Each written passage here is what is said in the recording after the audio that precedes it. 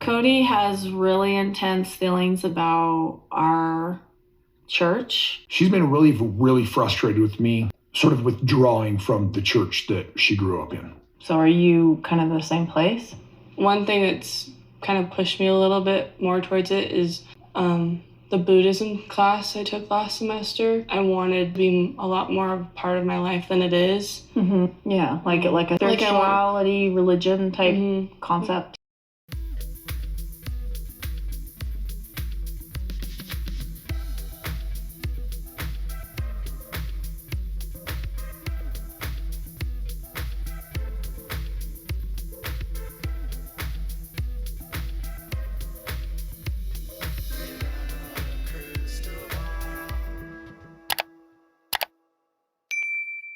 Hey friends, it's Katie from Without a Crystal Ball. Welcome back to my channel.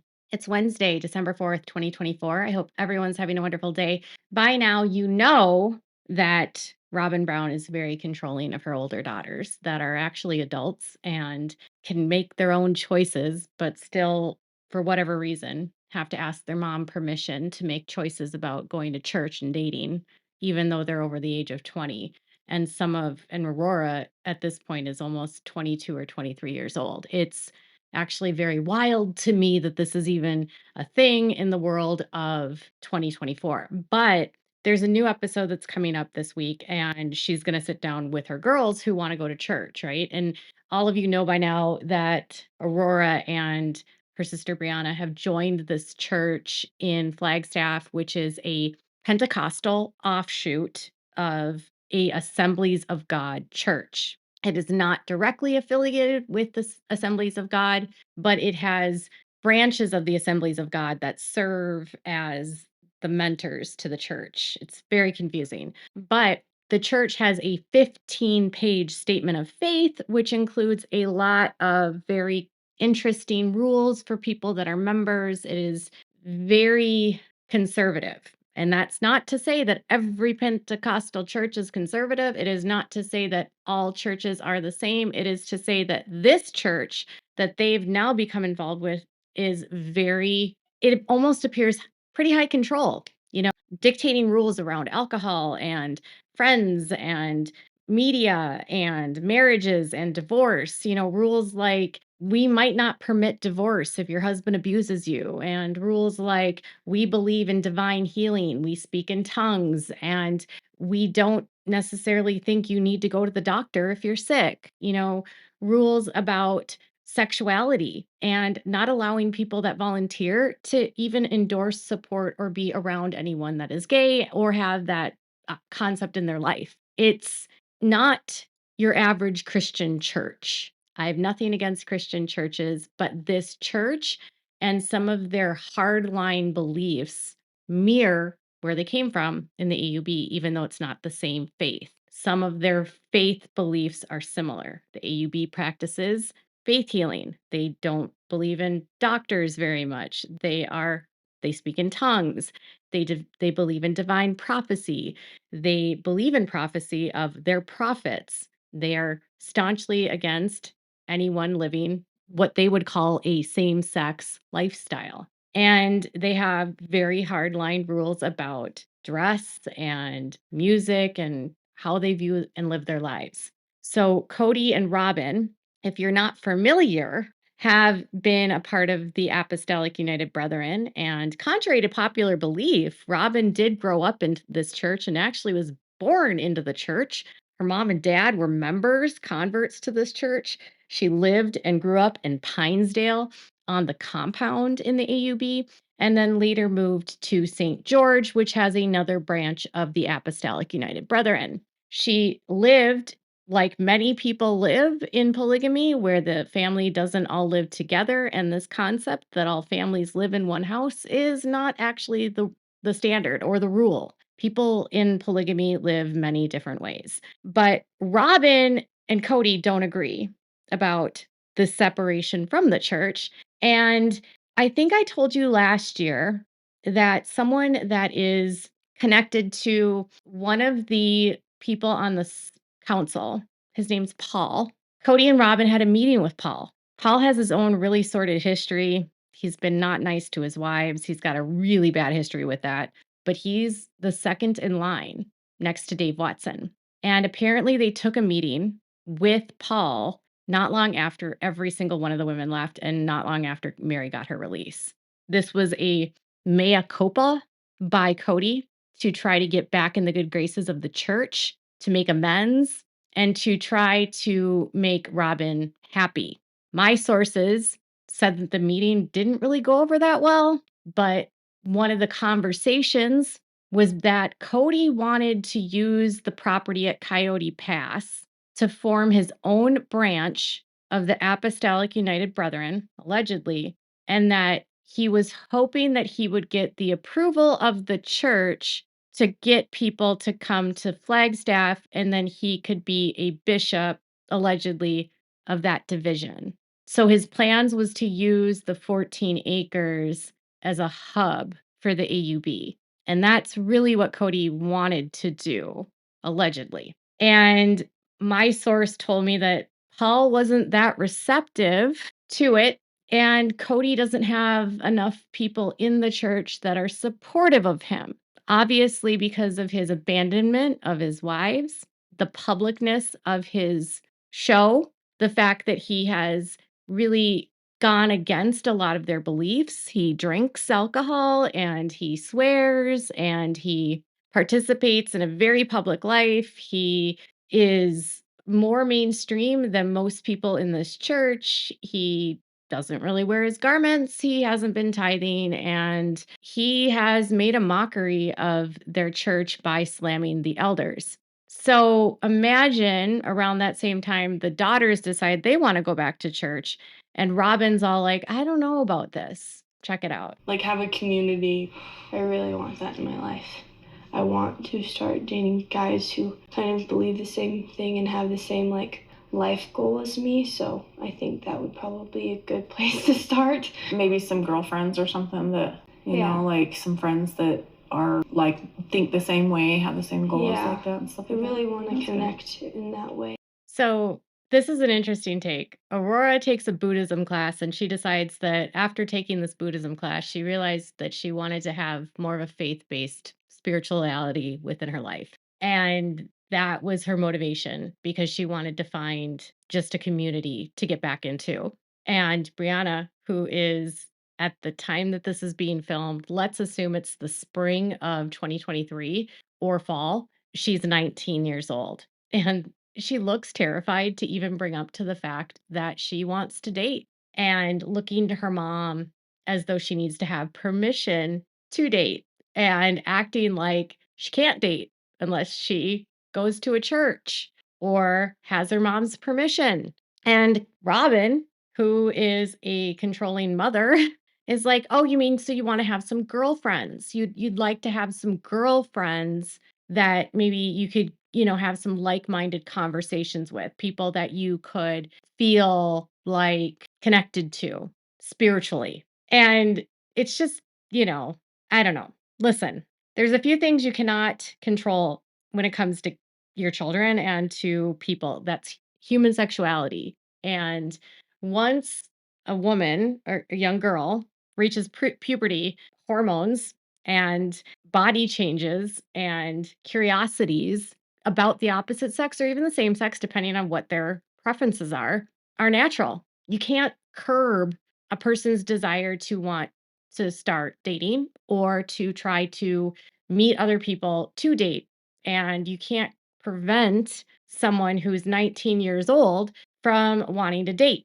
Legally speaking, Robyn can't stop her daughter from dating even if she wanted to. And Robyn's like not on board with this. And I think it's weird because, hear me on this, Maddie Brush Brown and McKelty were both 19 when they got married. They had two daughters get married when they were not minors, but a year after they turned 18. Okay. So Janelle's daughter and Christine's daughter both got married, of which Robyn was wholly supportive of the marriage between Tony and McKelty, even though Tony was not a part of the faith. And I don't think that McKelty needed anyone's permission to date. She just dated. She actually basically introduced Tony to her dad by Tony asking Cody if he could marry McKelty, and Tony had never really met him. But her own daughter, her own biological daughter, looks terrified to even broach the topic of wanting to date. It just makes me sad. College is where a lot of young women date and meet men or women or whoever they want to be with. And they don't have to ask mom and dad if they want to do that. Maddie didn't ask. McKelty didn't ask. Aspen didn't ask. Gwendolyn didn't ask. Isabel didn't ask. Leon didn't ask. They just went out and dated. It's a very different lifestyle that Robyn's daughters are living, and I feel really bad for them because I almost feel like they don't know that they can date without mom's approval or dad's approval. I know that they're interested in dating, a guy that has similar beliefs, but I'm like, hey, shouldn't be the reason why you're at a church. I want them to focus on their spiritual journey more than anything at this point, and then that type of things kind of has a tendency to fall into place. Oh my goodness, the hypocrisy here. I can't even start. Where do I start? Where do I start? The only reason that Robyn was in the church that she was in was because she wanted to find a husband, right? She divorced David, Preston is what he goes by, because one, she wanted to be famous. She wanted to be a plural wife. She knew the Browns were going to get this show, and she wanted to be in this faith, believing that she needed to live plural marriage. So theoretically, she stayed in the church for a man, and her spirituality, all of it revolves around a man. Because if she truly is frustrated that Cody has left the church and they disagree about him abandoning this church and she wants to be involved in that church still, her entire faith is based on the fact that she needs a man to get into heaven. She can't separate her own faith from a husband that is her spiritual priesthood authority. So there's like serious hypocrisy projection right there, saying that her daughters would want to go and find a church where they might find other people like them and maybe potentially meet other men or young men that have similar beliefs. It's not outside of the norm for people to gravitate towards other people that hold the same spiritual convictions and faith convictions, political convictions, views on life. Where else would they go then if they want to find someone that has similar views on what they want for their future and how they view God? Where else would they go? If Robyn and Cody had been doing a good job bringing these girls up in faith, one would think at 19 and 21 or 22 years old, they would already have a good understanding of and be rooted in their spirituality and know what they believe. They wouldn't be necessarily going to a church in order to, find a man. Robyn, that's what you did. And then I heard a lot of, I want, and this is what I want, and this is what they need to do, and not a lot of what they want. And the irony here is that Robyn Brown was 19 years old when she was pregnant with Dayton. So Robyn was able to go and leave her parents, move back to Montana, meet a man, sleep around, steal her sister's, a guy that was interested in her sister, throw herself at him, get pregnant by him because, God forbid anyone want anyone but her. Now, Preston and Fawn did not date, but he was interested in Fawn, and Robyn threw herself at Preston to win from Fawn. And then she had premarital sex with him, which who cares in this day and age, or even back then. And she got pregnant. And they were not able to get married in the faith because they couldn't get sealed. They couldn't go get married by the church because she was pregnant. She didn't get a church wedding. That's not how it works when you're pregnant in the AUB. So she was able to have a boyfriend. She was able to get pregnant. She was able to have sex. She was able to drive her own relationships. She was able to then divorce her ex-husband after she stole a bunch of money from his family and racked up a ton of credit card debt and left him drowning in debt and basically thieving from her in-laws who tried to bail her out of her financial problems, only to find a new family to bail her out of her financial problems and then strip and take resources from other children who she thinks have abused her. Are you tracking this? She says she has trauma from the kids. Trauma. Trauma because Hunter didn't accept Solomon and wasn't happy that she was pregnant. Trauma because Hunter didn't view her as a mom. So, rules for me, not for thee. This whole situation just makes me sad for the girls. And remember how last year Robyn was trying to claim that Aurora had a special friend from school and that she was interested and she had a crush, and then nothing happened with that. It was just like an added bit to a moment where there was no follow-up. And then now you have Brianna sitting there wanting to date and Robyn basically squashing her dreams and trying to make her be like, "No, you can have friends." You know, I worry that Robyn has some sort of mental illness where, and I'm not a doctor, you guys, but there's something I think where she has this fear of abandonment, maybe. I don't know, but it's like she doesn't want her kids to grow up, right? She doesn't want to let them spread their wings. She doesn't want to let them make their own choices. She is very overprotective, so much so that the kids don't really have normal anything in their lives. I'm sure they had friends at school, but I doubt they dated. McKelty has always said that they're so sheltered and very naive, which is pretty wild if you consider the fact that these kids went to public school their whole lives and theoretically would have had exposure to all walks of life, and yet they are still super sheltered.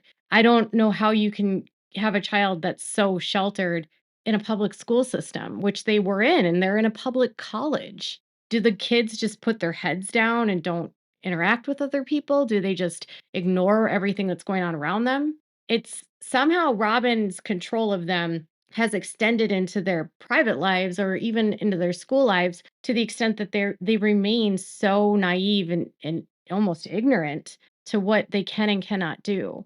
And even today, they've bought this house that has this guest house, basically, that I'm sure is because they don't want Dayton to ever leave. And the girls don't get to move out, which again is just very weird because if you want to be rules for me, but not for thee, Cody wanted Janelle to kick out her boys during COVID, but then Robin's girls and son don't get to move out like ever.